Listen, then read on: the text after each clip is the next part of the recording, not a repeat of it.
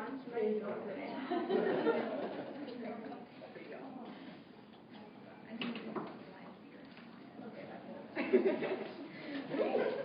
Oh. No, this is wrong.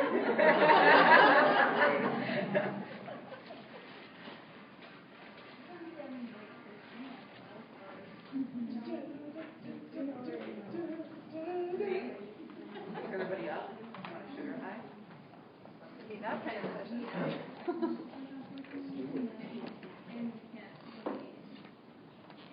Well, I think we'll get started. So welcome, everybody. My name is Koen. I'm the director at the Conflict Resolution Center. I think I've met most of you here already. We're really glad that you're here. There may be a few more. We're kind of waiting for everybody who's on the list to kind of straggle in, but I think we'll just get started, and they'll get here when they get here and if they get here. So we are on the second day of our 7th annual symposium. Very excited about all of the speakers that we've had this week and we will have. I want to make sure that you notice our sponsors so they get some recognition for kind of recognizing the importance of teaching a lot of the concepts and ideas and skills that we're learning this week, and in support of a lot of you who are here under those sponsorships. So glad that you're here. I'm especially privileged to introduce our speaker for this afternoon, Koen, who's from Minneapolis, right? Or at least not from there, but living there. Andre is an energetic presenter, powerful communicator, and a dynamic teacher who integrates his abilities as an improvisational comedian, large group facilitator, keynote speaker, and classroom teacher to captivate and educate his audience. You have this full bio in front of you. I won't read it to you. So help me welcome Andre. Thank you so much for being here. I'm always concerned that there will be like me and whoever I brought with me whenever I start having these difficult conversations. So I'm glad to see that there are friends here. And so thank you so much for spending this afternoon with me. And hopefully I will give you some tools that you can use professionally and personally as you experience the same kind of world that I'm experiencing. I don't know about you, but as I get older, I'm finding that the world is much more complex than the simple ways that my parents tried to teach me about the world, or the small neighborhood that I grew up in is a part of a much larger and more complex environment that I'm learning about as I get older. And I don't know if many of you had these kinds of feelings. I wanted to change the world growing up, and I was told that I could. The only thing that I'm finding problematic was the fact that I wasn't trying to change the world for the world's betterment. I was trying to change the world so that I could be the hero. And as I get older, what I realize is that my job is not to be the hero. My job is not to be president of the world. My job is to play my part in the ever-evolving history and story of our humanity. And so I will ask you if you will also play your part in this dramatic expression of our humanity. So I want to say thank you for that. I also want to say that I am not the smartest person in the room. I only happen to be standing in front of the room because I have some questions, and I'm able to engage people in the conversation. And so I would imagine that you came here looking for something specific or particular. And so I'm curious. It's obvious that I have my handouts. I have a PowerPoint presentation. For whatever the reason, the computer keeps trying to reload itself, so we'll limp through that. But what were some of the things you were hoping we would talk about? Some things that might be conversations that you can't necessarily have in other places, or things you hope we would not talk about. I've heard that a million times. I don't want to talk about that anymore. Did you have any expectations, any hopes? Why did you choose to come today? Yes. I can tell you why I chose to come. I actually work with McNeil Steel in Fargo, so I'm here more from a professional standpoint. I work as safety manager there.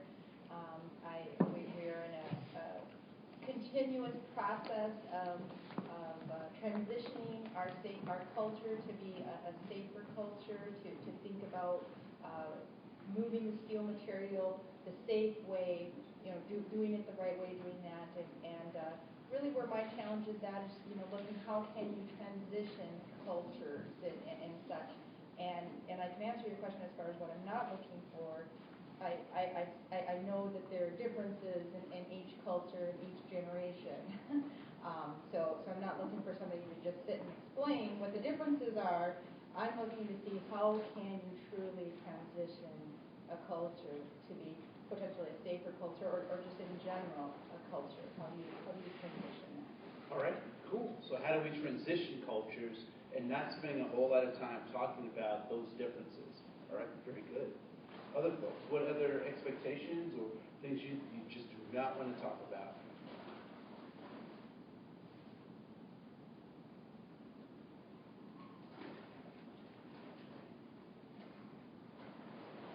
No other expectation? Yes, sir. I'm an MBA student, and so my professor, I work with her, and she kind of gave me this opportunity to pick from the sheet of, a week's worth of lectures and whatnot, and told me, the most interesting ones to her, and I don't know, I chose it because, it kind of breaks up the monotony of the day, and so I wanted to go to at least one of them. She said that you're funny and that you'll bring some funny aspects to it, and that's what she's heard about it. And personally, I did my undergrad in management and international business, and so I have a huge love for learning about different cultures and how to help them adjust to either we adjust to them when we go into their countries, or they adjust to us when they come to the U.S. And so kind of learning about hearing your input on it. All right, cool. Thank you. Anyone else? Well, Yes. I'll speak. I don't know if I was a little late, so we work with New Americans in Grand Forks, and so we work with a lot of volunteers, serving about 100 volunteers, working with 100 volunteers for about 200 New Americans. So cultural competence is important from the standpoint of the organization helping volunteers understand culture and what cultures they bring with them, and being respectful of other people's cultures, and then at the same time we're helping New Americans understand about culture in the greater Grand Forks area. Okay.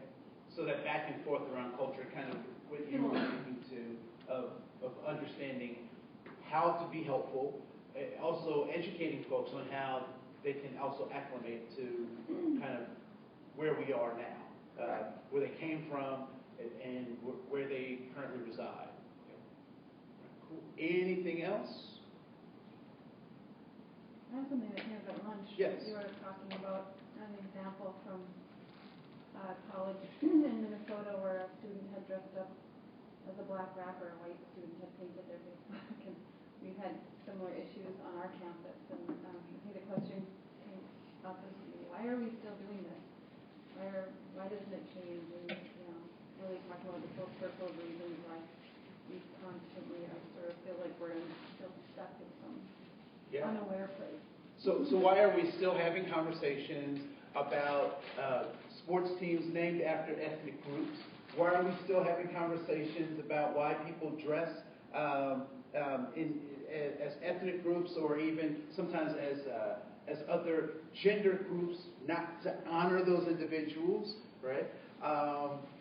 Why are we still having those conversations? We'll talk about why we keep having those conversations. Yes, ma'am. I would like to learn a way to confront those conversations, from an educated standpoint, so it doesn't seem like I'm being like an extremist or a feminist or some of those other terms that come up when you try to confront something that you don't see as So I love that, and I'm going to give you something because there's a comedian that I love. I am in love with this man, and if I could come back as him, I would.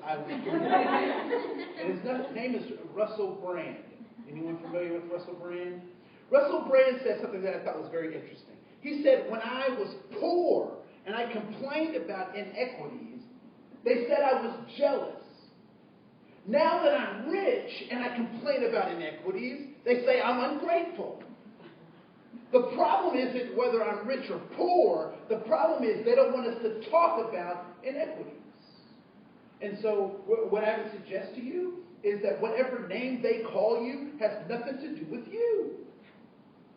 Because they will always call you some name to get you to not what? To not talk about it. So if I call you so we'll talk more about that because that's really important. How do you stand up and have these critical conversations in the face of insurmountable odds or pressures that seems to be suppressing thought, right? So we'll go ahead and get started. I like to begin with context because I believe that context is extremely important. Context is important. So if you take your handout and what you'll see on page 3 are 4 circles. There are 4 circles on page 3. And what I'd like for you to do is I want you to put one thing that is of value or importance to you in each one of those circles.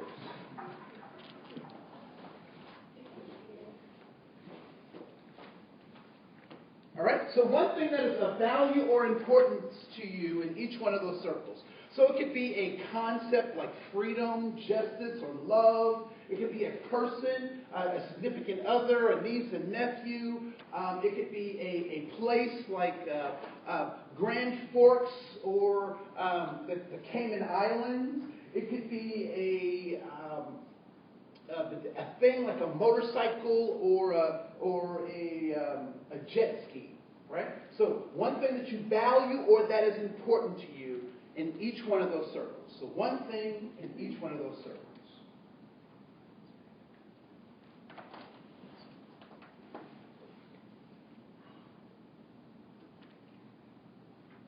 All right, one thing that you value in each one of those circles. I'm not nosy, just as a teacher, I walk around. No copying. John looks like a copier. I am. I can't wait to hear what they say that I like.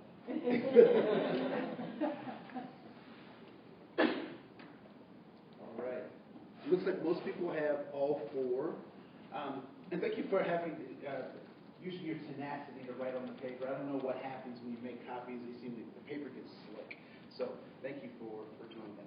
What I'd like to do now is I'd like to play a game, and the game is very simple. What I want you to do is I want you to try and find 2 people for each one of the things that you have written on your paper. If you find someone who either agrees with what you have, they say, you know what, that's a really good idea. I have that too. And I want them to put their initials next to your circle. You can also find people who actually share that, right? So they have it on their paper as well. So whether people agree with it, they say that's a good idea, or they actually have it on their paper, I want them to sign next to each one of those circles, and I'd like for you to get a minimum of 2 for each of those circles, which means you should have a minimum of how many people? 8. A minimum of 8 people. All right? So 2 for each one of those. Any questions before we begin? You have 90 seconds starting now.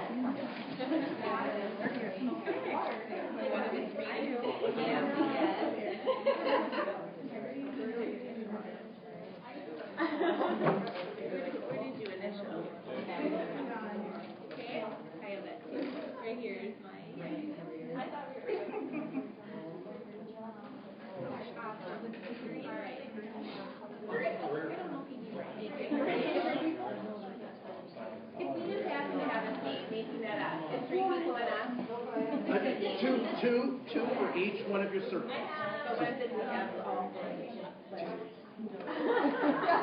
How do you feel about I have fairness, integrity, community, and independence?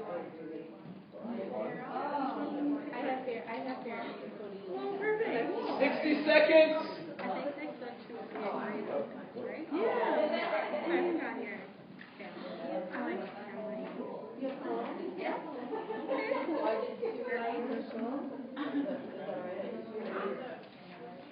Yeah, you do. No. You have one? No. I know. It's community. I agree with this. All right. You. Good.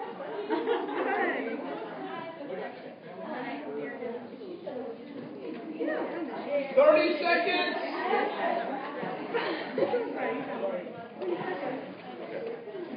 Hi. Eric, I'm ready. Family. That's important. We love that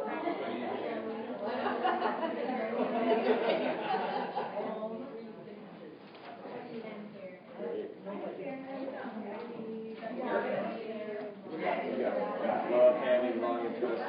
Just hold it in circle right there. Everybody's got family. We just have to have two circles. Well, I have a benefit job with security and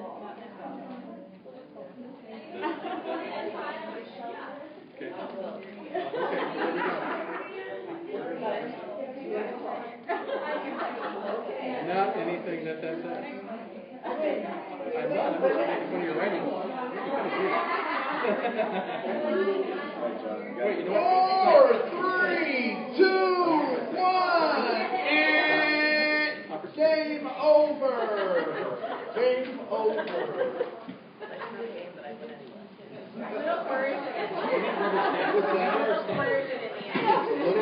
Just a tad bit.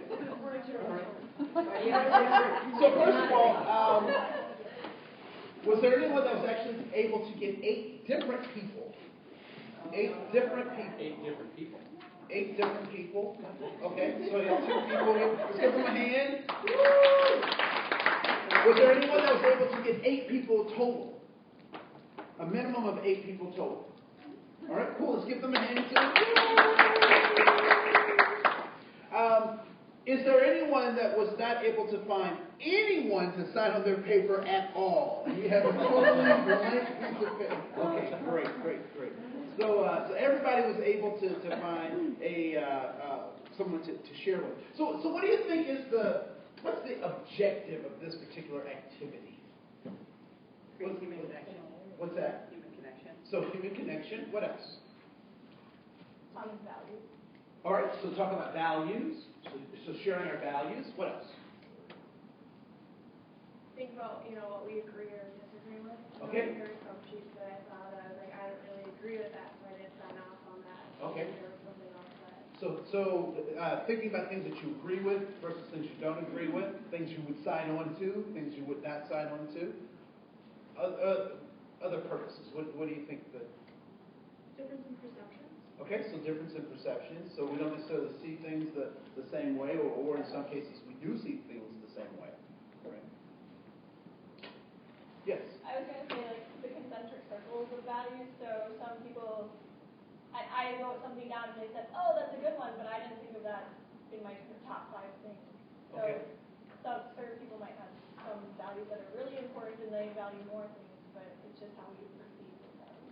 Okay, so there may be some things that we value. Now, I want to go back to one of my early questions, right?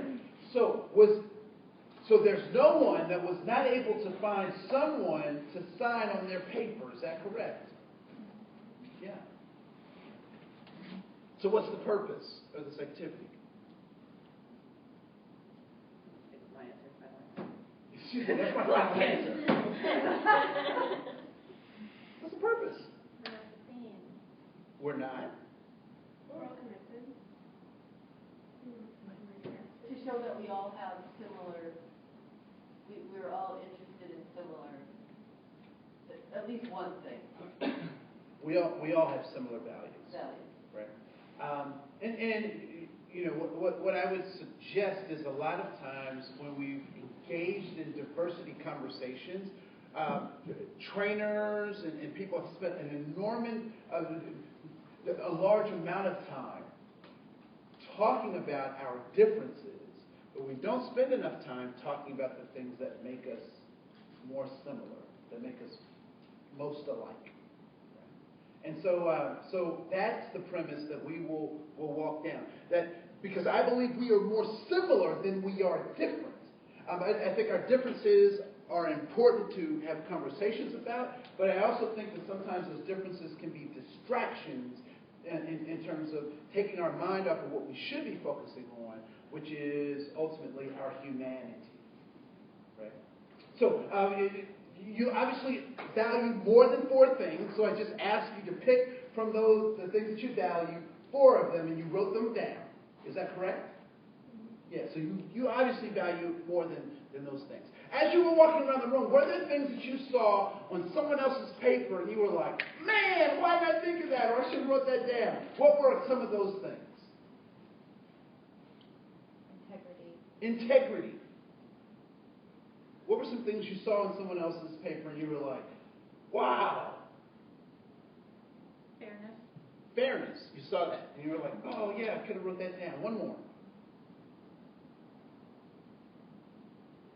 I wrote education, and someone said that that was a good one, or that they should have thought about. Okay, so education was one of those. Okay, cool. As you were going around the room, were there also things that were more difficult to find someone to sign on, or you actually did not find anyone to sign on those things?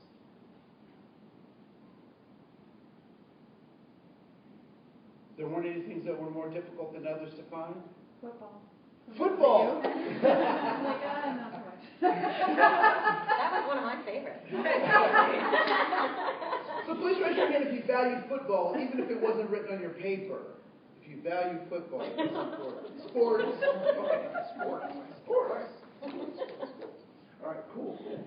Yeah, we're more alike than we are different. And I would submit to you that our differences are what I like to term obstacle illusions. Obstacle illusions. They are obstacles that keep us from having authentic relationships with one another. Right?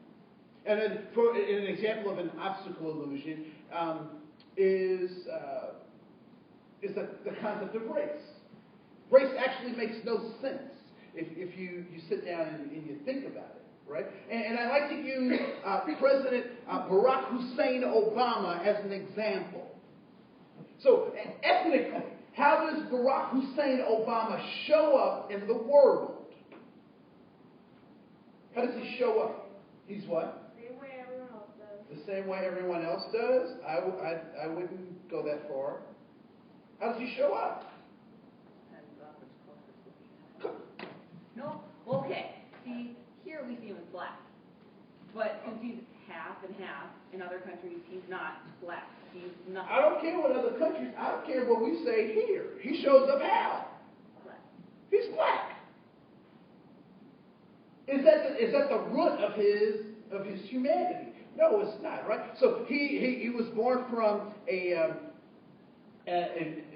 his father was a black Kenyan. His mother was a white woman from Kansas. They came together and they Obama'd. And so he does show up in the United States as a black man, but he also could show up how?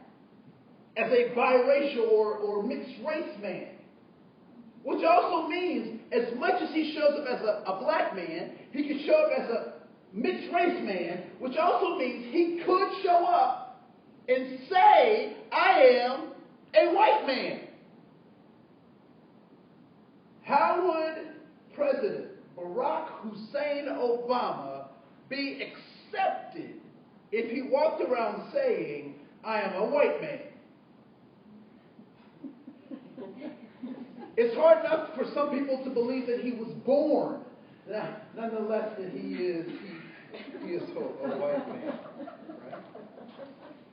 And so when we think about race doesn't make a whole lot of sense when we think about our humanity.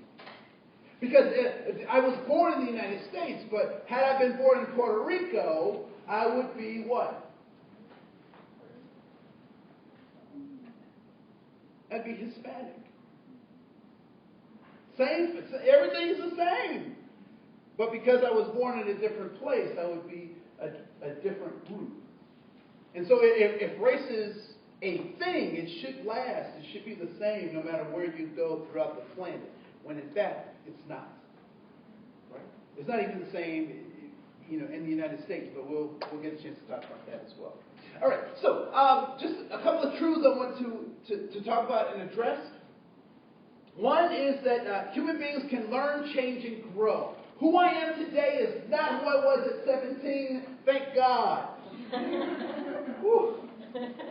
We can learn, change, and grow. And we typically learn from our successes and our failures. But we tend to appreciate our successes a whole lot more. Right? So we can learn, change, and grow.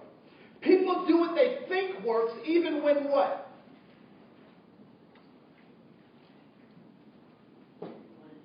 Even when it doesn't work. They do it because they think that it works, even though it may not be working. And why do they keep doing a particular behavior, even though it's not working? Because they think that it works? What's that? I'm thinking about as a parent. You just eternally hope that what you do and say works. Do you eternally hope that? Right. So I don't know if you've seen this in a grocery store or not, or in one of the discount stores. And there'll be a kid who's having some trouble because they want something but they don't have a job. So the kid is like, I want the thing, and the parent says, no, you don't have a job. And the kid, the kid flops on the floor or screams. Anybody seen that in the grocery store? Okay, you've seen that, right? Why is the kid doing that? Because he thinks it's going to work. And it's what? Is it working? It probably did. So why is the child acting that way? Because it's worked when? In the past. And so we favor successes. We like to try to build on successes. And so if the behavior has worked in the past, and I'm in a similar situation, I'm going to use that behavior, which also means that I'm looking forward to the next time I have an opportunity to use that behavior. So I've used it in the past, I'm using it in the present, and I will also try to use that behavior in my future. When will I change as the actor in this scenario? When will that child change? When the child realizes that it doesn't work. Because as adults being in that store, we realize that behavior is probably not going to get them what they want. The parent has a pretty good idea that behavior is not going to get them what they want. But the child, from their past experiences, hasn't had that epiphany yet. And sometimes that epiphany doesn't come to their 35, but at least it comes, right? At some point it comes. So, first, human beings can learn, change, and grow. People do what they think works even when it doesn't. And that all human behavior is goal-directed. I'm not a cynic, but I find it very difficult to believe in true altruism. That people do something just for somebody else because it's just good to do. I think a lot of people do stuff because it makes them feel good, which would not necessarily be true altruism. Right? So all human behavior is goal-directed. So people do something for some kind of end. Their behavior is trying to get them someplace. Lastly, attitude is a reaction to a goal. What have you been taught about an attitude? Anyone been accused of having an attitude? Anybody have an attitude right now? What's an attitude? A frame of mind. It's a frame of mind. Attitude is everything. What do you mean by that? It's contagious. It's reflective of who you are as a person most of the time. So it's reflective of who you are as a person. It's contagious. It's everything. Attitude. I think when if you're ever hiring anyone, I've hired people in the past and they say, higher attitude because you can teach everything else. So I always think of it as, it's something that kind of is within you. It may be able to change, but it's kind of that person. So if you hire for attitude, kind of. So attitude is about a person. It's a way of people carry themselves. Kind of. Right? Kind of. So a higher attitude, but you can teach everything else. Yeah. All right? Anyone else? You guys are brilliant. Those are great answers. And all of those answers were inadequate for my parents. So my parents grew up old school, right? And so, their parents raised them yelling, screaming, and spanking.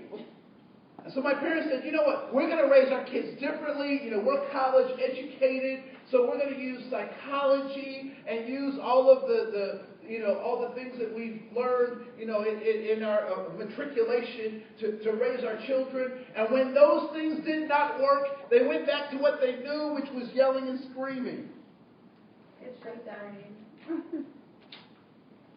I don't need it anyway. They went back to yelling and screaming. And so my parents would say, like, crazy stuff. Like my dad would say, boy, you better fix your face. And so I would go. And then he'd send me to my room. Right? Or my mother, she would just cut straight to it and she'd say, boy. And I have to tell you, I thought my name was Boy for the first 10 years of my life. Right? She'd say, boy, go to your room till you get your act together. And I would say, yes, ma'am. Be in my room. I'd get my act together. I step out into the hallway. To be or not to be. I spent a lot of time in my room. Because that's not what they were talking about in terms of attitude. And it took me a long time to figure it out. And so I'm 17. And one of the things you have to know about me is that I grew up in the church. My dad was my pastor.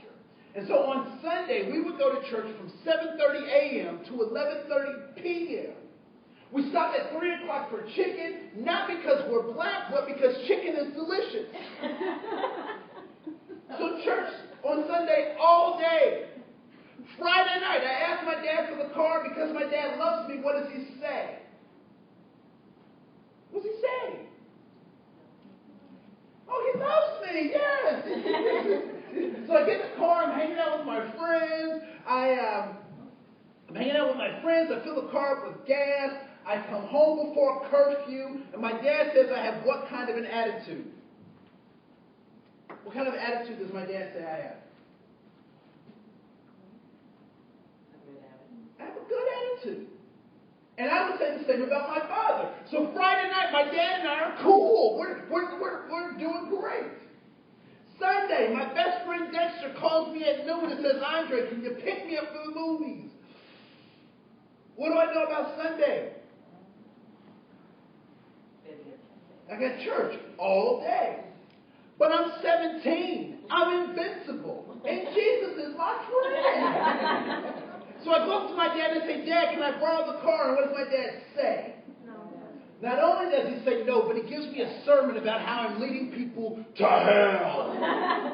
In my household, the worst consequence for anything was hell. Didn't do the dishes? Going to hell. Didn't make up the bed? Going to hell. And you can either go to hell on your own, or he would show you the way. So as a result of that interaction with my father, I would say that he had what kind of an attitude? A bad attitude. What would he then say about my attitude? That it is also a bad attitude. Friday night we're cool. Sunday we're not. What determines an attitude? Your response to a situation. Your environment. It's a perception. Context. Let's bring it home a little closer. How many people have teenagers in your life? A son, daughter, niece, nephew, cousin, teenagers, right? Has this ever played out with a teenager? The teenager goes up to an adult in a way that's not normal for the teenager, right? And they come up and they say, dear kind adult, May I please go to Cindy Whitworth's party? It starts in 5 minutes. Right? And the adult is standing there listening to this, and they're like, wait a minute, you were just fighting with your brothers and sisters. You got a C on your report card, and your room is a mess. No, you can't go to Cindy's party. What happens to the teenager? They pout. They start pouting, right? They transform into some kind of gargoyle monster thing that gains 5,000 pounds, and they're walking around the house. And then they close the door like they own something. You know? And then the adult is thinking, you know what, cooler heads need to prevail. This is not how I want to teach the kid how to be a responsible adult. So you go to the room and you say, you know what, child, I have thought about this, and you may go to Cindy's party for an hour and a half. And then afterwards we will take care of other things. We'll do chores. The gargoyle monster happens. What happens when the adult goes to the door and says all that stuff? What happens to the gargoyle monster? It all melts off and they become like an angel. Right? So it all melts off, and they at the least, they want to have a face-to-face conversation with you. Right? This is the point that you get the Facebook password. Just so you know. Okay. Right? So the attitude of the child changes. Why? They got what they want. They got what they wanted. See, all too often with attitudes, we've gotten to a point where we get caught up in people's attitudes because they're trying to distract us from something else. See, one of the things I would do with my parents is that we had a rule in my house. And the rule was that you do not talk back to the parents. So they tell you to do something, and you do it. So I knew the rule. So my dad said, Andre, take out the trash. And I said, why do I have to take out the trash? What did I just do? I talked back, which meant what? I broke the rule. So now my parents are talking with me about the rule. And because I know the rule and they know the rule, I keep playing it until they send me to my room. And from a kid's perspective, who won? You did because you didn't have to take out the trash. I won because I did not have to take out the trash. So when we talk, all too often our employees, students, employees, sometimes they will kick up all this dust because they don't want us to focus on what the goal is. So if someone has a bad attitude, what do I know about them? That they're not reaching their goal. Because people with good attitudes have their goals in hand. And all too often people are trying to get us to circumvent what we're doing because they don't want to do what we're asking them to do. They don't want to focus on the goal. So they say, let's focus on all this other stuff. Right? So there's that. And so what are humans' goals ultimately? What is the nature of humans' goals? It is that they want safety, significance, and belonging. Safety, significance, and belonging. Abraham Maslow talks about 5 or 7, depending on what model you use. I like using Alfred Adler's human motivation, that we're motivated by those 3 things. And significance basically says that I'm a person with purpose and power. I was born for a reason and to serve a purpose. Whether it's a purpose or a reason that comes to me from the universe or that I decide myself. But I'm here for a purpose and for a reason. And when I worked with middle school students, they would suffer from quote-unquote low self-esteem. And they would say, things like, I'm a loser and I can't do this, that, or the other thing. I would just point out to them that they were born a winner. Because out of all of the pieces of matter that left their father, that met the mother's egg, they are the one. So they won once. So they can win again. Right? And so when we think about that significance, we have to help people remind themselves that they have some significance. Belonging says that I'm in relationships with other people who understand my significance or my purpose for being. And so I'm in relationship with those folks. And then safety says that I'm in physical, emotional, mental, and spiritual and safe networks that allow me to expand on my significance and have my relationships.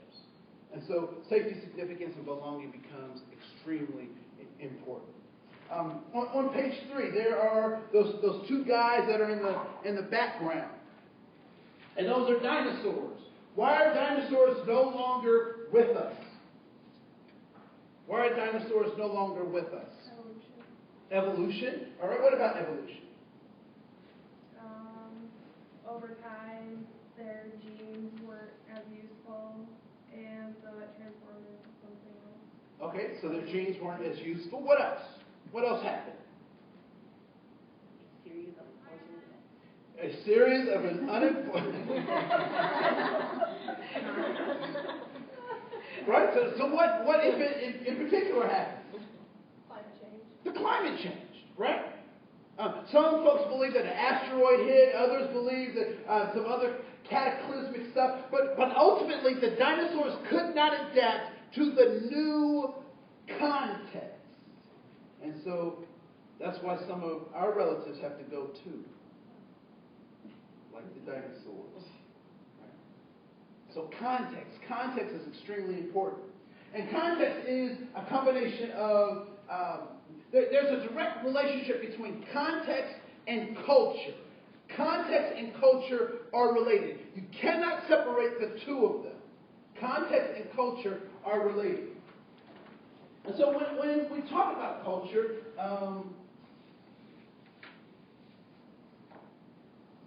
I like to use this example.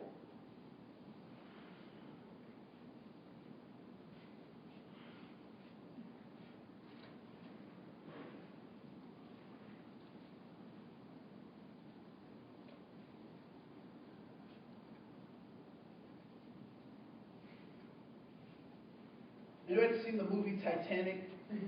All right. This is Leonardo DiCaprio right here. I'm king of the world! Right? So he said, so what was it that sank the Titanic? Iceberg. It was an iceberg. Did they not see the iceberg? They didn't see how big it was. They didn't see how big it was, right? And so, what's that? They could only see the tip of the iceberg. They can only see the tip of the iceberg. And so the part that did the most damage was the part of the iceberg that they could not see. And so when we talk about culture, I like to use this as a diagram to kind of talk about culture and its relationship to context, right? And so as you talk about how do you help move employees, this becomes a very good way. Because first of all, what do your employees want? You know exactly what they want. They want to get paid, yeah. They want to get paid, they want to get their job done, and they want to go home safely. Safety, significance, and belonging. That's what they want. What do Somali people want? Safety, significance, belonging. What do Native people want? Safety, significance, and belonging. What do Nordic people want? Safety, significance, and belonging. What do skinheads want? Safety, significance, and belonging. What do bigots want? Safety, significance, and belonging. We'll talk about the differences in just a second. So when we talk about culture, there are two parts of culture, and forgive me if I break this down too basically, because I was a middle school teacher, so this is where I cut my teeth. Right? So there are two parts of culture. There's the part that you can see, and the part that you can't readily see. And the part that you can see, we will call artifacts. And the part that you can't readily see, we'll refer to as values. All right? So what are some artifacts that you go to a different restaurant, you go to a different,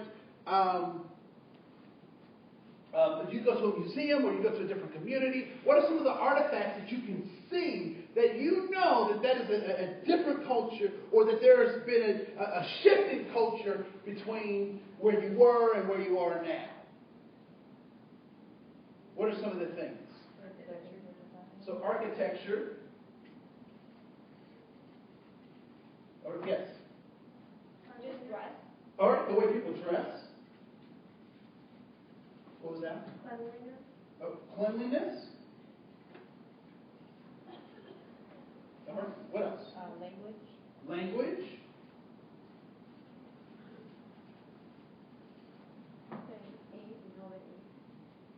How they what? How they ate, bowls and utensils. Okay. That sort of thing.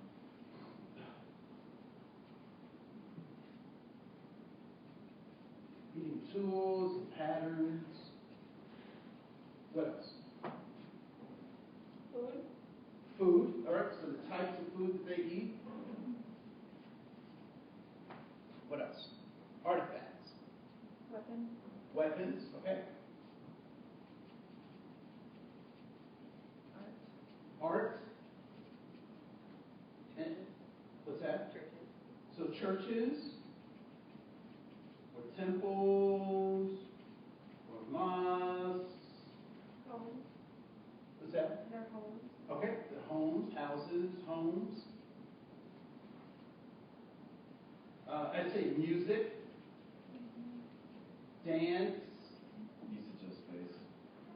use of space. Right? So these are all things, and this isn't everything about a culture, right? But these are certainly artifacts that we can see about cultures, right?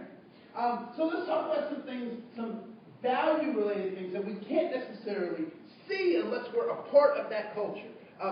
For the women in here, there are some things about being women that in the women's culture, most of us men will not necessarily have access to, right? Unless we're in a deep relationship with a female, a sister or a mother. There are certain ways that women operate in the world that as men, we wouldn't know unless we had a deep relationship with a woman. So what are some of the things in terms of culture that we would not necessarily know unless we're a part of that culture?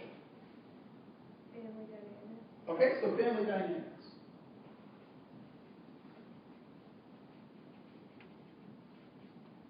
What else? Stigmas that come with having an opinion. All right. I'm going to say stigmas. I'm going to say taboos. Right? The things we don't talk about in our culture. What else?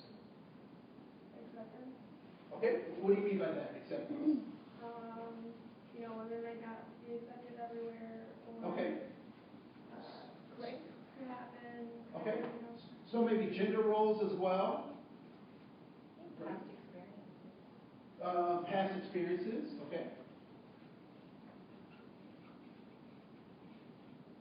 So maybe cultural history is something they share. I would say relationship with God or spirituality, or no relationship with God or spirituality. I'd say life, the meaning of life and death. What time means. Some cultures believe in being on time. Some cultures believe in being in time. Right? We put family dynamics. Anything else? Meaning making. Meaning making, right? So how things become important, or the methods that people use to make things important. Now, one of the things that we have to recognize is that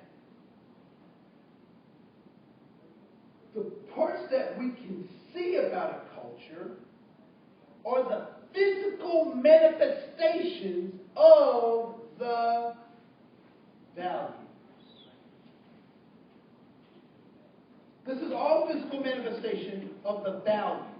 Now, the interesting thing that happens in popular culture is that in popular culture, they try to disconnect the values from the things that we can see, and then these things become stereotypes. Have you ever thought about a stereotype and said, well, it seems true. I mean, part of that seems true, but I can't think that way. That's wrong, right? What has happened is that people have taken the things that they can see and they've disconnected it from the values. And so you end up with, when you disconnect the things you can see from the values, you end up with Pat Boone.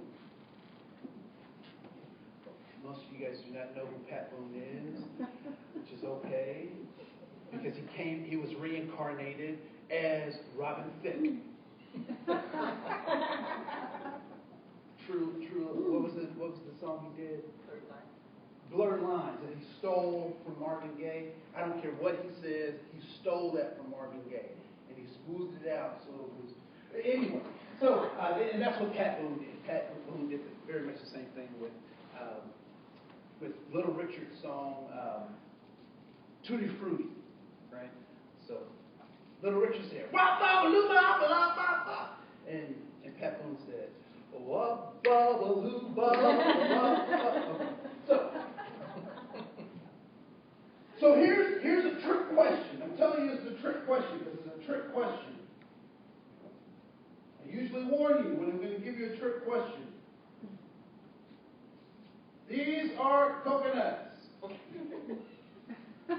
Why was the Titanic not sunk by coconuts?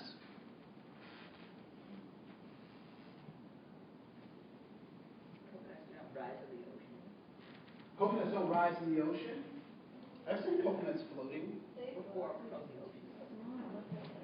They're too small. Well, let's say these were giant coconuts. All right. Why was the Titanic not sunk by giant coconuts? Because it was sunk by an iceberg. Because it was sunk by an iceberg. But why an iceberg? Because it was there. It was where? In the ocean. Context. You cannot find coconuts in the Arctic Circle. But you can find icebergs. So context becomes extremely important when we start talking about cultures. So let's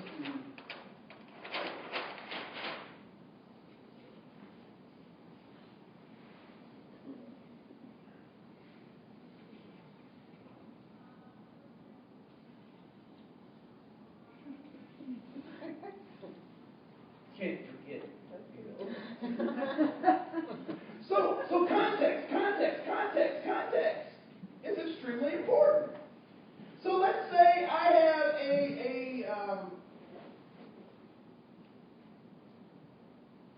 a farmer. That's almost Montana. I have a farmer from North Dakota. I have a farmer from North Dakota. You say it like that?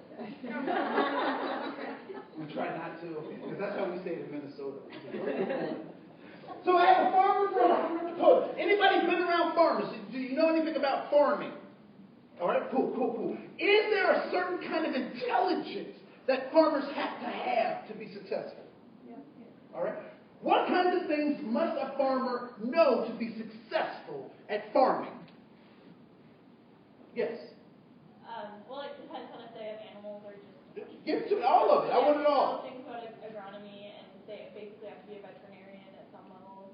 So they have to know something about animals. So they have to be a veterinarian, right? They might have to know about animal husbandry, right? How to get that big long glove in there and clean out one of the stomachs. They have to know all that kind of stuff, right? What else do they have to know? Technology. They have to know technology. Example. They have to learn how to run their GPS systems in their tractors. They have to learn how to run their GPS systems in their tractors so that they stay right on line, right? And they can actually get the tractors to run so close to lines that they couldn't do it by hand, that the computers have to do it that finely, right? What else? So we got computers. We've got veterinary medicine. What else? Weather. They have to understand the weather, right? When to plant, when not to plant. What else do they have to recognize or know? Market. What's that? Gambling? Being a farmer is gambling. Oh, okay, yeah. I was like, she was saying that the whole marketing of being a farmer is a gamble. Not that you gamble as a farmer. There was another voice. I said marketing, like if you're going to plant soybeans versus corn, what's selling today versus... Yeah, you have to understand the market, right? So what products can I produce that will be marketable? They also have to know about chemistry, right? Whether I'm going to be an organic farmer or a Monsanto licensed farmer. I mean, whether I'm going to use, chemicals on my plants and all that kind of stuff. And so that sounds pretty sophisticated to me. But what would happen if that farmer was dropped off in New York? What would the New Yorkers say about that farmer? That he's unsophisticated. What else might they say about the farmer? Not intelligent. That he's not intelligent. Uneducated. That he's uneducated. No fashion. No fashion. At the same token, if I took a New Yorker and I dropped him off on the farm, what might the farmer say about the New Yorker? High maintenance and impractical. That what? High maintenance and impractical. That he's high maintenance and impractical. What else might the farmer say about the New Yorker? Maybe that they're not hardworking. That they're not hardworking. Maybe they're not hardworking. Pretentious. That they're pretentious. Right? And he may go as far as to say what my grandfather would say about a dog that doesn't hunt. My grandfather would say, what do you do with a dog that doesn't hunt? You shoot it. I'm not saying that you should harm animals or anything like that. I'm just saying, my grandfather had a lot of dogs. I don't ever know what happened to them, but I just So context becomes extremely important. And so when we start talking about folks who have come from other parts of the world, that was good. That could be South America. It could be a lot of places. Right? But when we talk about people who are coming from different places, they are coming from different contexts. Now, can the New Yorker adapt to the farm? Yes. Yes. Can the farmer adapt to being in New York? What is the gap called between their arrival and their acclimation? Starts with T and ends in I'm. People said that in their head. Time, right? Time. And so typically what we don't give people is enough time to acclimate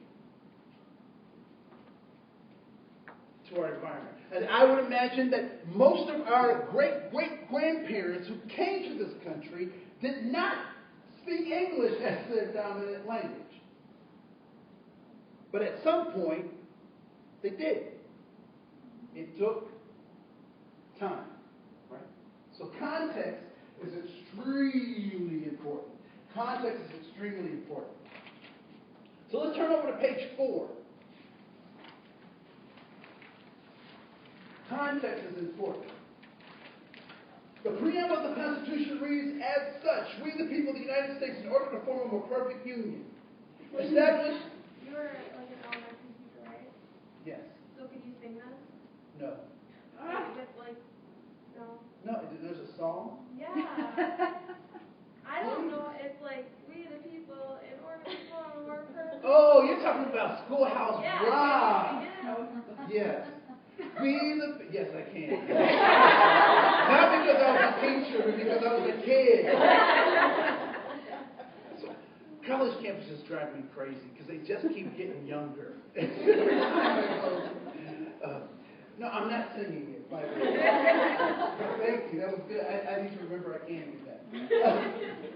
We, the people of the United States, in order to form a more perfect union, establish justice, ensure domestic tranquility, provide for the common defense, promote the general welfare, and secure the blessings of liberty to ourselves and our posterity. We do ordain and establish this Constitution for the United States of America. And that song just keeps running through my head now. Thank you so much. The Declaration of Independence, paragraph 2. We hold these truths to be self-evident, that all men are created equal, that they are endowed by their Creator with certain inalienable rights, that among these rights are life, liberty, and the pursuit of happiness. Mine eyes have seen the glory of the coming of His truth. Okay, so if your heart doesn't pump, you don't get your adrenaline doesn't start pumping, you need to go see a doctor. Right? Because when I read those words, I get really enthusiastic. I get really excited. And it's so funny because people will say to me, Andre, when they wrote those words down, they weren't talking about people like you. And I just simply say to those folks that if they did not want me to hold them accountable to these words, they should have never written them down, and they should have never allowed me to learn how to read. Because I'm going to hold the United States to these sacred words. One of the things that I love about the United States was that there were lots of people who were not happy with the election of President Barack Hussein Obama. There were people who were really upset about it. But what did not happen? What didn't happen? Impeachment. There was no impeachment.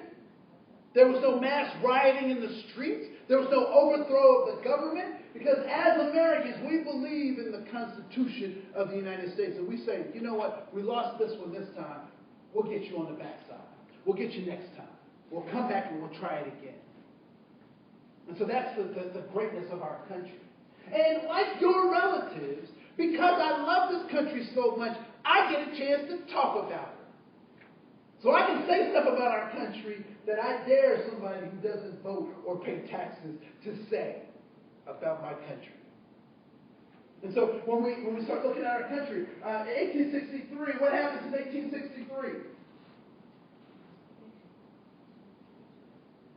What happens?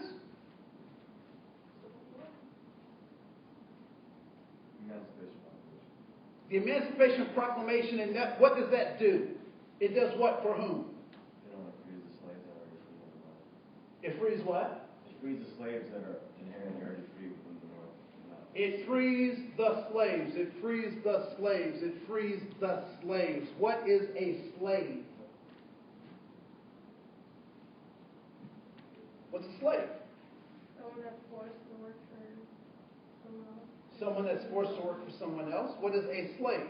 It's human property. It is human property. Slaves are property.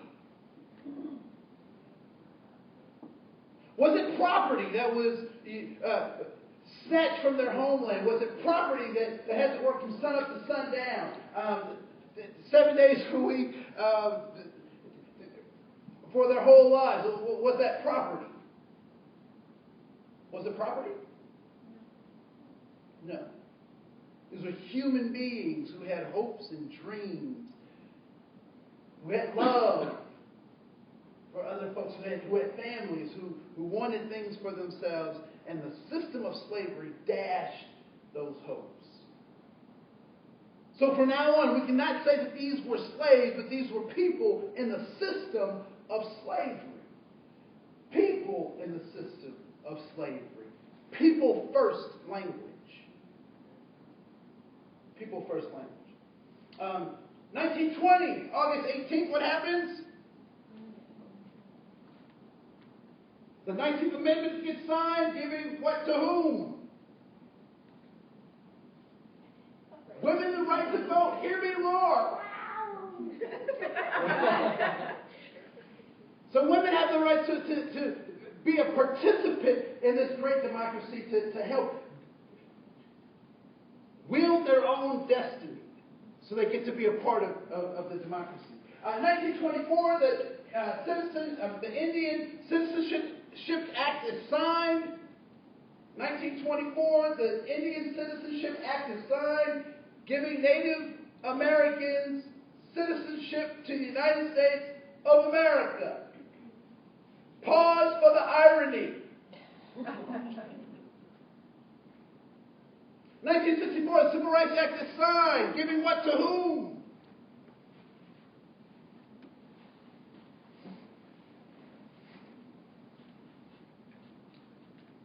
'64 gives what to whom?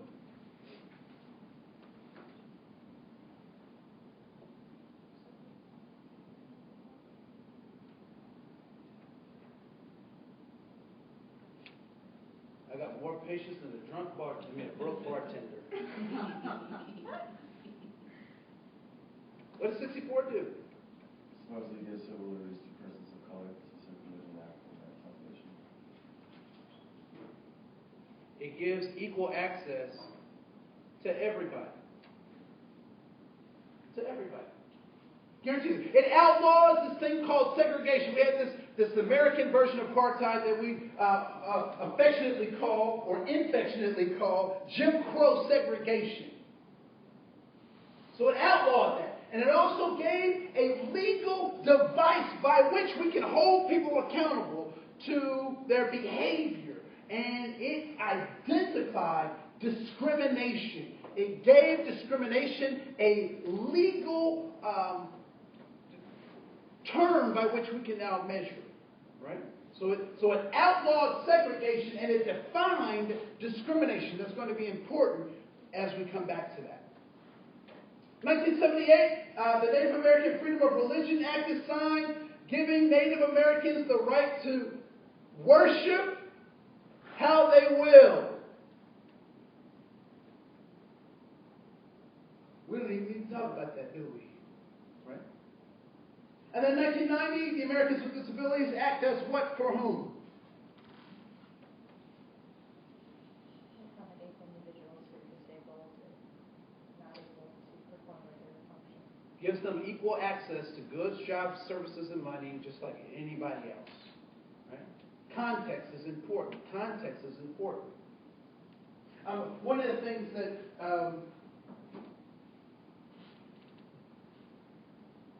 let's do this. So context is important. I'm going to come back to some other things in just a second. On page 5, there's a circle in page 5 that I want to draw your attention to. And so let's say that this circle is the circle of all human knowledge. Okay, it's a little melodramatic. Let's say this is a pie of all information, right? What I'd like for you to do is I'd like for you to cut yourself a slice of pie the size of what you know of everything there is to know.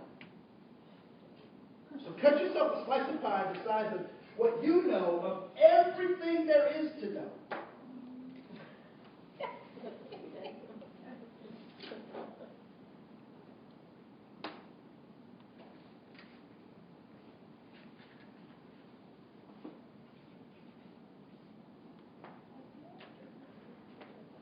So what are some examples of things that you know for sure? What are some things you know for sure? You know your name, John. That's because they printed it for me. I know, that's why I do it.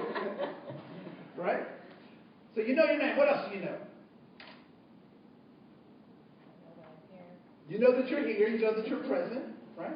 One more. I'm a female. You know that you're a female. All right? Great. So there are things that you know. Now what I want you to do is I want you to cut a second piece of pie, and this piece of pie is quantifiable.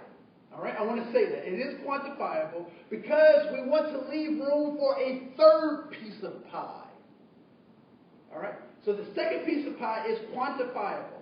And for this piece of pie, I want you to write down or carve out a piece of pie that is the size of what you know that you do not know. All right? So, for example, I know that I do not know Mandarin Chinese. I'm aware of that. Right? I know that I should not be your heart surgeon. I know that. Right?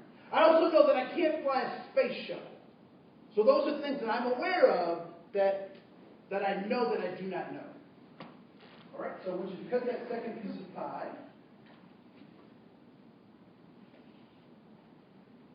What's the total number of pie pieces that we get? What's that? What's the total number that we're working with? 100%. How many examples do you have? We're going to just cut it into 3 pieces. Three. Yep, just 3 pieces.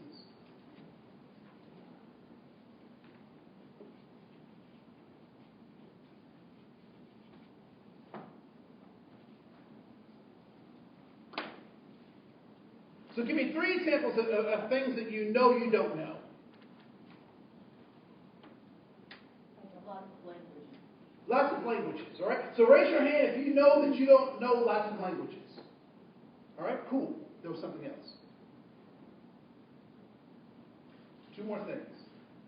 I don't know all the numbers of pi. All right, you know you don't know all the numbers to pi. Please raise your hand if you know you don't know all the numbers to pi as well. All right, one more thing that you know you don't know. I don't know what other people are thinking. All right, you know you don't know what other people are thinking. Please raise your hand if you know that. All right, good. Because if you did, that would be kind of spooky. Because you do not want to be in here. Let me tell you. All right. So we have what we know, we have what we know we don't know, and what do you think the last part is? Don't know, you don't know. That's right. What you don't know, you don't know.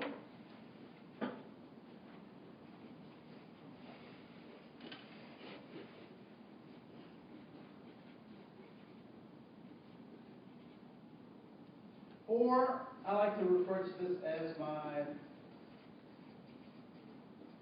blind spot. And it's so funny, I did this once and somebody said, "Hey, you got that from Donald Rumsfeld." I said, "You can use it for evil or for good, you decide." All right?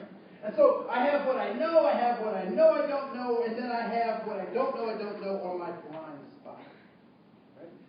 So as you were growing up, whose responsibility was it to acclimate you to your society? Who had the primary job of acclimating you to your society? Your caregivers or your parents, right? Your caregivers or parents. So you have what you know you don't know, and you have your blind spots. Did your parents have a space that they knew, and they had some things that they knew they didn't know, and did they also have some blind spots? All right? Is it possible that your parents gave you what they had? Is that possible? Right? Where do you think your parents got what they gave you? From their parents. And where do you think your grandparents got what they gave your parents to give you? I don't know if you've ever done this, but I've made the mistake of doing this because particularly when I was in college, I couldn't afford all the books, and so what I would do is I would make a copy of somebody else's copy of the book. Now, I don't know if you've ever experienced this, but if you make a copy of a copy of a copy of a copy of a copy, by the time you get to the 5th generation, does that copy look like the original? No. And so what we call this whole thing, what we know we don't know, we might call this a paradigm. So your parents gave you their paradigm, their way of looking at the world. And where did they get theirs? From their parents. Now, what would you say to someone that you invited to a dinner party and they were asked to bring the dessert, to bring the pie, and they brought a pie when the majority of the pie was already eaten? Would you invite them to bring the pie next time? Probably not, right? What's that? To bring the rest of it. You invite them to bring the rest of it next time, right? Yeah. This reminds me of a story. There was 3 generations of women cooking a holiday meal, and let's say that the meal was a ham. All right. So 3 generations of women cooking a ham, and many of you have probably heard this story before. There's the granddaughter, there's the mother, and then there's the grandmother. And so the mother is in there just hacking this ham up. I mean, it's a bone-in ham, and she's just sawing at the meat. And the daughter's like, Mom, what are you doing? You're butchering that ham. And the mother's like, I got to cut this ham in half. And the daughter's like, why do you have to cut the ham in half? And the mother says, I have to cut the ham in half so the juices can flow and it'll be tender and all this kind of stuff. And the daughter's like, Mom, that's hooey, because I just Googled that. So the daughter is frustrating the mom, and the mom said, you know what? Just go ask your grandmother why I'm cutting the ham in half. And so the daughter goes into the living room and asks the grandmother, and she said, Grandma, Mom is in there butchering that ham, and she told me to ask you why. She was like, no, she is not cutting that ham. She said, yes, she's cutting the ham. She was like, no, she is not. She said, yes, she is cutting the ham. She said, Mom, Grandma, why is she cutting the ham? My pan was too small, my pan was too small, so I needed to cut the ham. So the grandmother used to cut the ham because her pan was too small.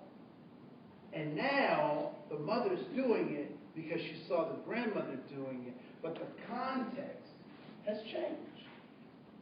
And so some of us may have relatives that refer to Brazil nuts by another name.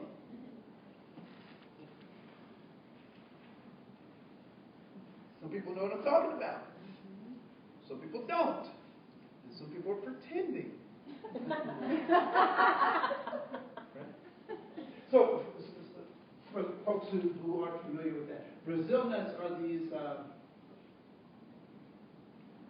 little wedge nuts that have a hard wooden shell, and they were often referred to, particularly by the greatest generation, as nigger toes.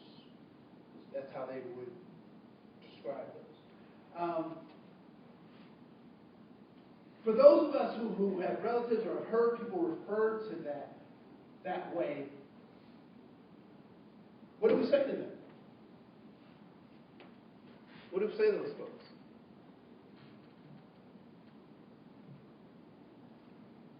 There's not a lot you can say to them. So there's not a lot you can say to them? Okay. That's what they believe, and how do you change the way they believe? That's what they believe. You can't change what they believe. What do we say to those folks? No, I can't say that anymore. What's that? No, We say it's not okay to say that anymore. Why?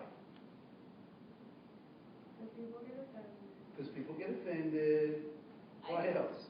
I was going to say, I think that when you're talking to someone who obviously isn't with the mind that they're going to change their mind, the most powerful thing you can do is ask them questions, so at least they think of it in a different context.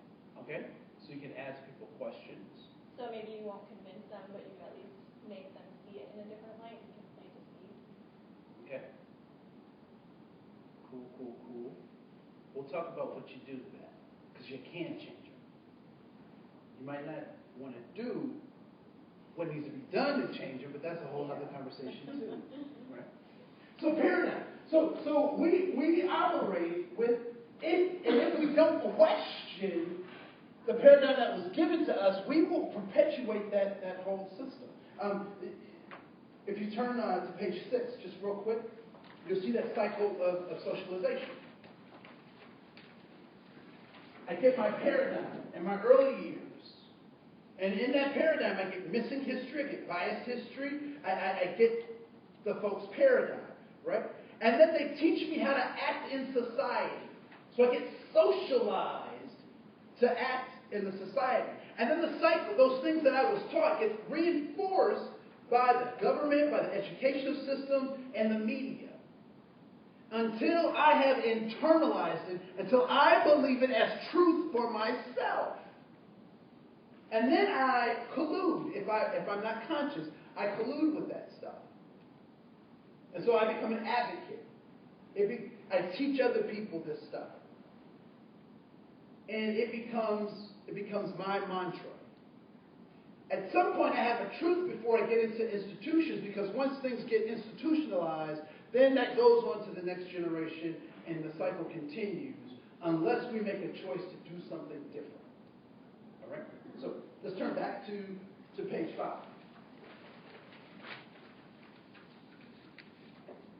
So one of the things that is also important for us to realize is that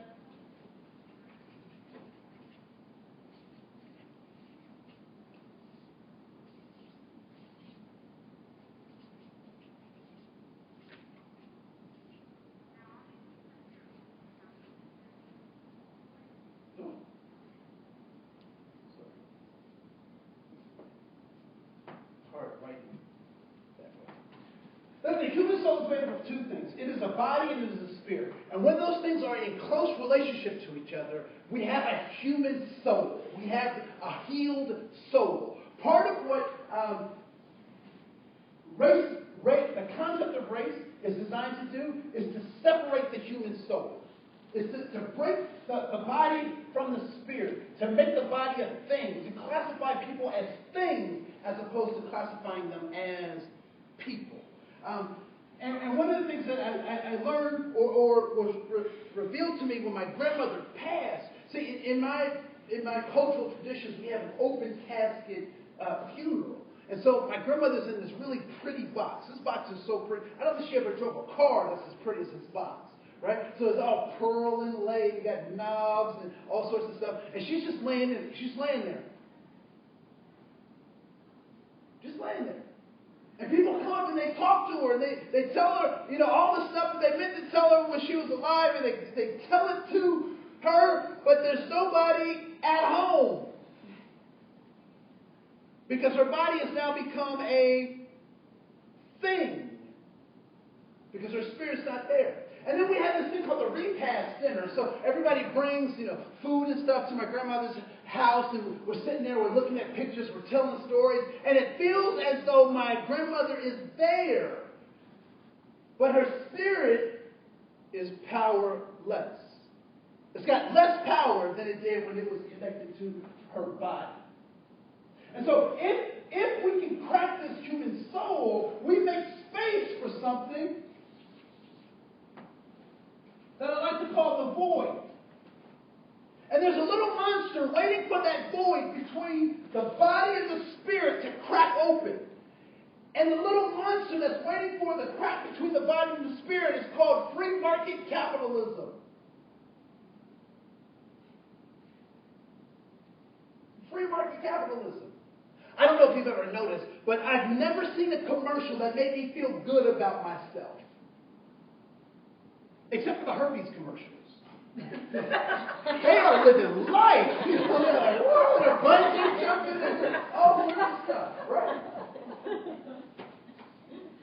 Is it William Seymour Hoffman? Is that his name? Philip Seymour Hoffman. Excellent actor. Loaded. Great life. Hole in the soul. Elvis, Janis Joplin, Michael Jackson, Tupac. Holes in their soul.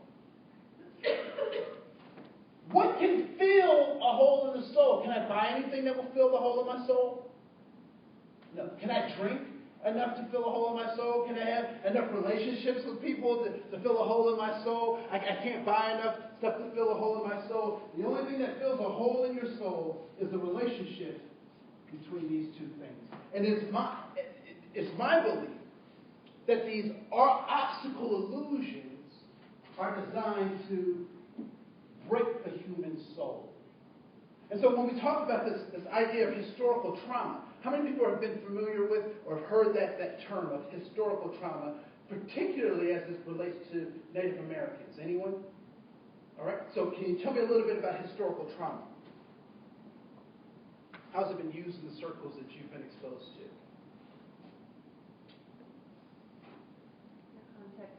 Understanding genocide.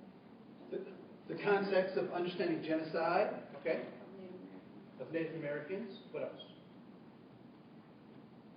I worked for the Navajo Nation in Washington, D.C. for a while, and one of the big initiatives of the government while I worked for them was to kind of break the cycle of alcoholism and to understand how that happened and the trauma of how they fell into alcoholism and how they passed that down to their children to the point where it's almost part of the culture. Okay. Cool. Anyone had something stolen from you? I mean, significant. you have that was stolen that was significant? Yes, sir. My language. Your luggage. No, my language. Oh, your language. Okay. So I'm Gen 1 refugee. Okay. Direct my father from Vietnam War. Okay. So I am fluent verbally, but I'm illiterate in the language of law. So having language stolen. Anyone else has something significantly stolen from you?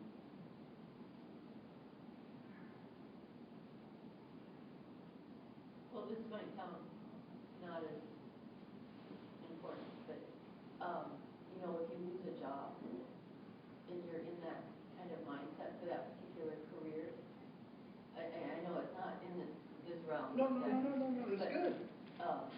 I think that can be it can affect you. There's a little bit of trauma, a certain amount of trauma that follows then. Yeah.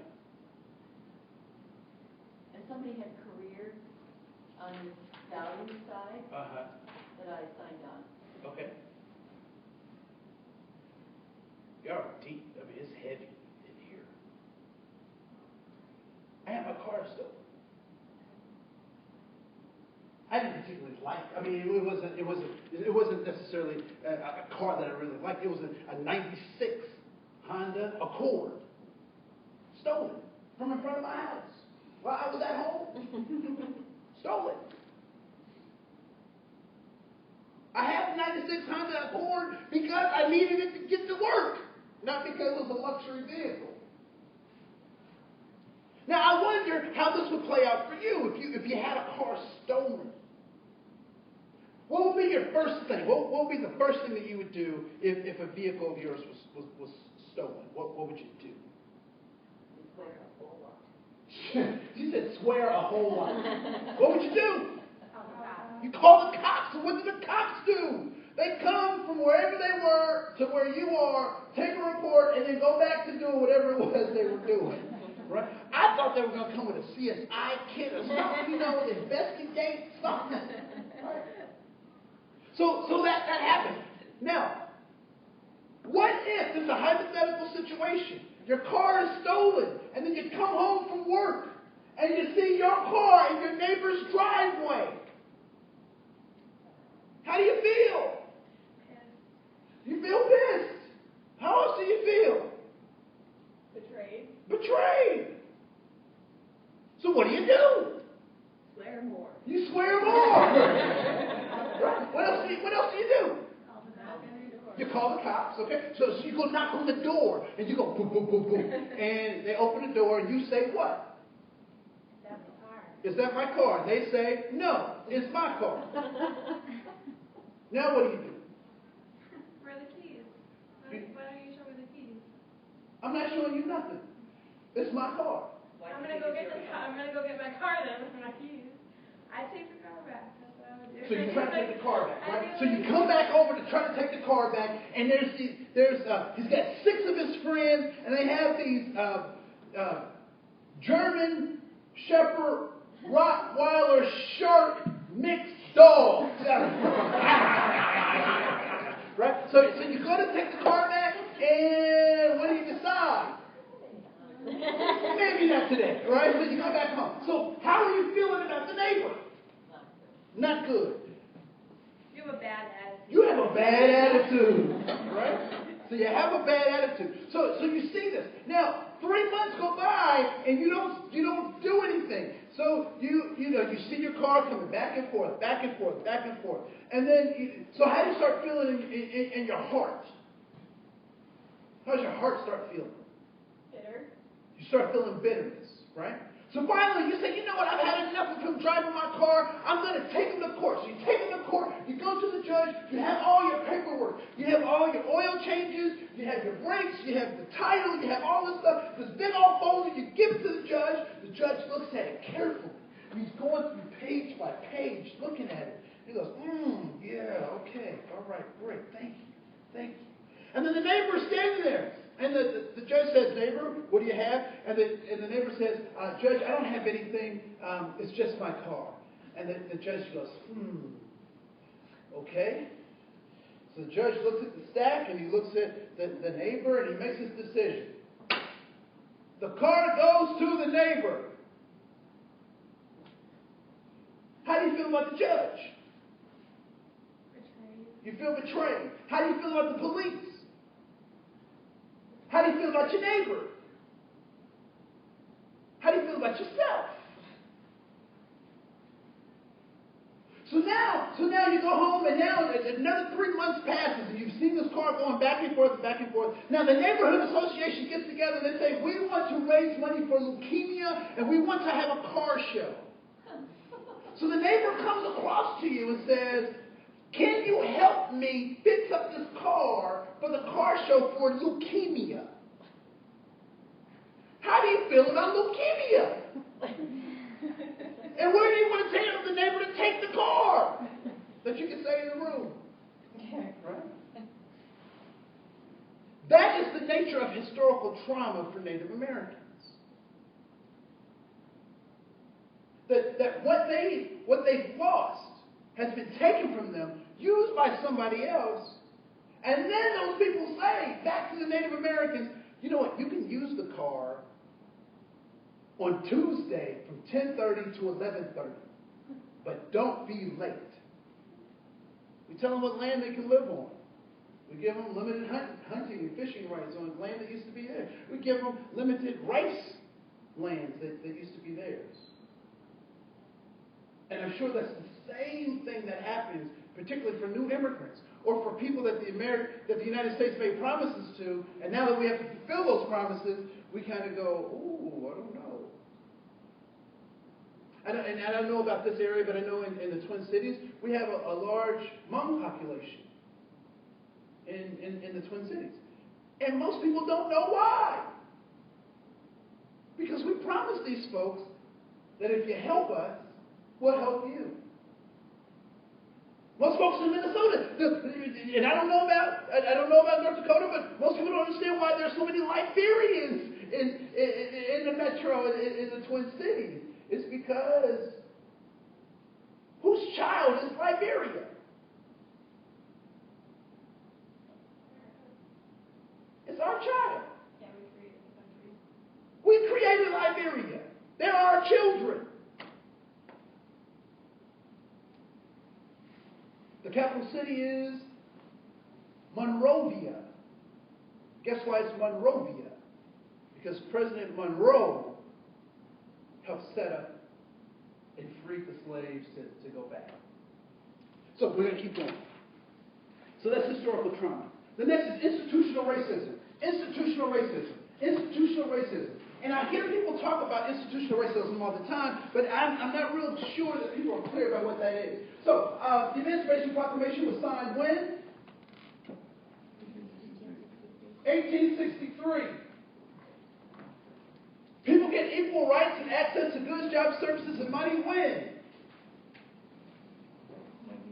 1964. How much time is that? 101 years. 101 years. What kinds of things have happened in the world from 1863 to 1964? What kinds of things were happening in the world? What's that? Yeah, we were going to go to the moon. What else happened? Wars, depression, industrial So we fought 2 world wars. What else? What's that? The Great Depression happened in this period of time. What else? We added 22 states to the Union in that period of time. The Model T Ford was invented. The Industrial Revolution, we went from having gas lamps on street corners to having electric lights. We had all of these advances in this 101 years in the face of people not having equal access to all that good stuff.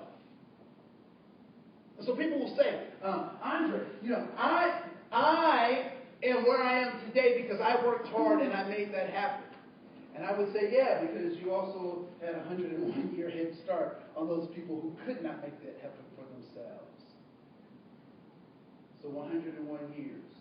And so people say, Andre, how long is it going to take Or how long do we have to keep making up for things that happened in the past? See, anyone ever heard somebody have that question? How long does that happen? And I ask this question. When you scraped your knee when you were 7, where did the scar go? Did it go away? Did it move? Did it stretch? Is it going to be with you until you're no longer around? And so these are our scars. And this 101 years is just a small piece of the history that we have to put into context to understand our brothers and sisters. There's a jet lag. There's a lapse between their access to goods, jobs, services, and money and some of our grandparents who were able to do things differently. I've also heard people talk about this little guy, affirmative action. Anybody ever heard somebody talk about that thing? And people really get that confused because they think it's about quotas. They say, they're holding those jobs back for those people, right?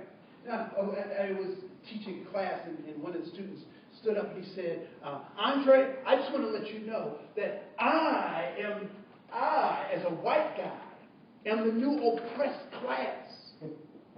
I'm oppressed. And I'm mad about it. I can't get scholarships. I can't get a good job. And I'm mad about it. And guess what I told him? You should be mad about it. But I think you're mad at the wrong people. And so I walked him through this thing. And I said, you talk about these holdbacks, these quotas that people are supposed to have. I want you to know that those things are illegal. You cannot have quotas. It is illegal to have quotas. And so we started talking about it. I said, but if we want to use that language, let's walk through that. So tell me, what percentage are you talking about are these holdbacks? And he said 10%. I said, that's good. We can work with that. We'll work with these 10% holdbacks. And I said, with this 10% holdback, you should be angry. And he's like, yeah, I should be angry. I'm like, you should be fed up. He's like, yeah, I should be fed up. I said, you should be tired and ready to rise up. And he was like, yes. And I said, because they lied to you. He's like, yes, they lied to you. I said, are you ready for me to tell you who lied? He said, yeah. I said, you really want to know? He said, yeah. I said, now, if I tell you who lied to you, it's going to change everything for you. Are you ready for it? He said, yeah. I said, do you know who the liar was? It was your 8th grade soccer coach. He said, what? 8th grade soccer coach? I said, yeah, it was your 8th grade soccer coach. I said, when you were in 8th grade on the soccer team, did everybody at the end of the season get a ribbon? He said, yeah. I said, in the 8th grade soccer team, did everybody get a trophy for something at the end of the season? He said, yeah. I said, they lied to you. I said, and here's the proof of the lie. I said, because you're upset at this 10%, not understanding you have access to 90%. And because you can't compete with the 90%, you don't get upset at the 90%, you get upset at the 10%. But if you were as good as people told you are, you can compete with the 90%. So we started talking more about it. And what I told him, it was, even at this 90%, if you did everything right, you still might not get the prize, because the prize may not have been meant for you. So we started dialoguing about what kind of things he can do, not to be mad at this 10%, but shore up his abilities to compete with this 90%. And so we would talk about that. And we talk about this concept of whiteness. I'm going to come back to poverty in just a second, but we started talking about this concept of whiteness. And what thin spider web does the concept of whiteness hinge on?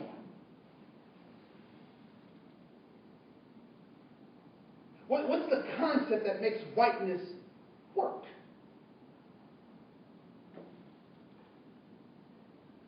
Anybody here self-identify on HR forms as being white? Okay, so I have one person. Okay, all right. Where are your people group from? Germany. Where are your people group from? So, from Norway. Yeah. Okay, all right, cool.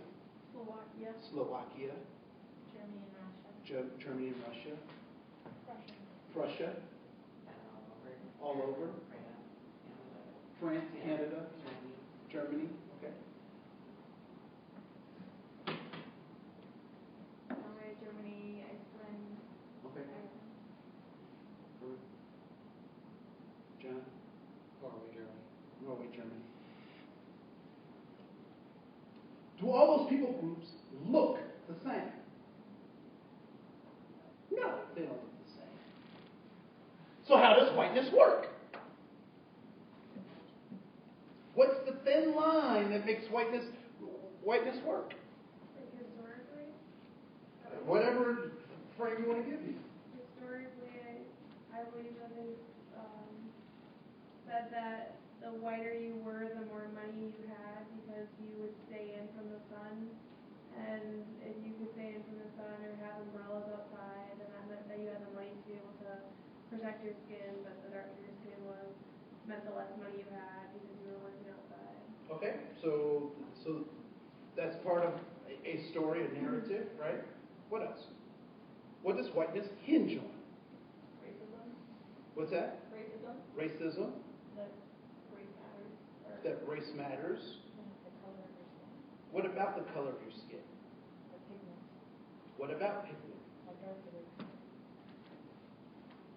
Whiteness hinges on this one concept, that all white people are equal because of their skin color. But what we know from practical examples is that all white people are not equal. What do white people call other white people who do not measure up to the level of sophistication that most white people think they should? White trash. They call them white trash, throwaway people. What else do they call them? Losers. Hoosiers, losers, crackers, rednecks. Blue collars. What's that? Blue collars. Blue collar. We call them blue collar people, right?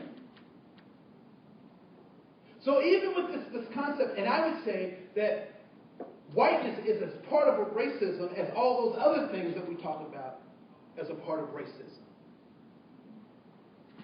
When I call somebody white trash, am I trying to heal their human soul? Is that a term of endearment that I'm trying to lift people up with? No. When I call people derogatory names, if I call a Native American an apple, that they're red on the outside and white on the inside, is that a term that I'm trying to build people up with? No. And so I believe that a lot of these social designations that we give people are designed to break apart their human soul, because then the body becomes a thing and the spirit becomes powerless. How is it that reasonably intelligent men can go into a strip club and pay for women to disrespect themselves and disrespect other people? How is that possible? How is that possible?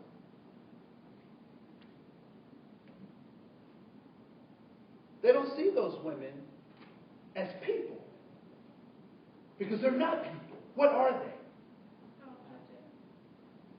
They're strippers. And everybody knows that a stripper is not a person, right? Of course a stripper is a person. Somebody's daughter, somebody's niece, somebody's sister or mother. It's a person. How is it that we allow our public schools to fail in such a monstrous way that we pay for that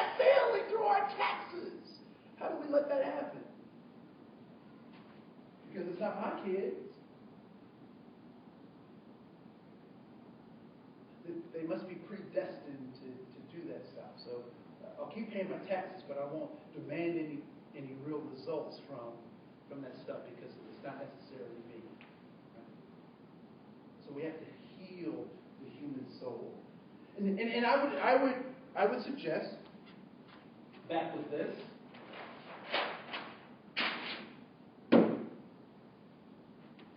there are certain ways that we act in this part of the country that are different than the way people in Africa behave.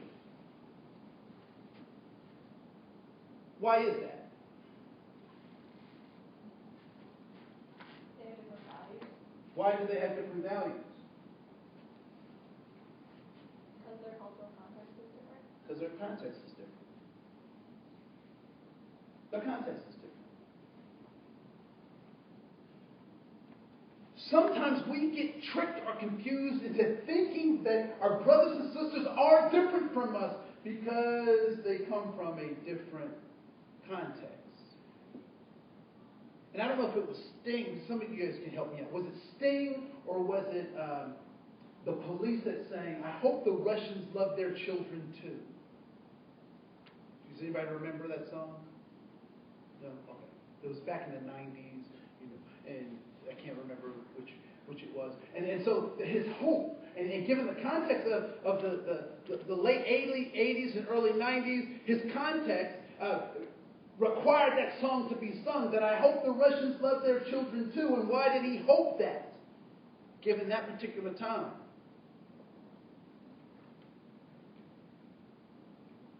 So they value human life and human beings the same as we do.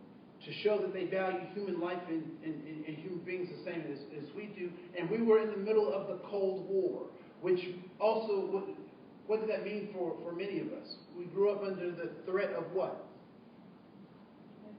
Nuclear war every day, right? And they have movies like The Day After that would show us. It was like a training film. In case it happens, this is what you do and don't do, right? So context is different. What do the folks in Australia want? What do the folks in Somalia want? In South Africa want? In Liberia want? What do the Hmong people want? What do the Korean people want? What do they want? Safety, significance, and belonging. Safety, significance, and belonging.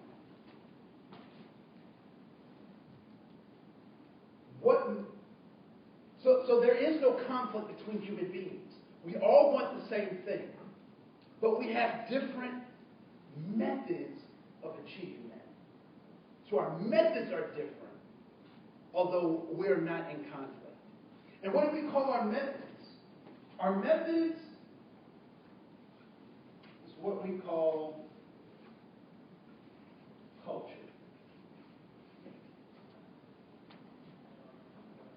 So there's a direct relationship between context and culture. So let's do this. Can we take a 7-minute break? Use the restroom, come back, we'll do an activity, and then I'll bring us home. All right? Cool. Thank you.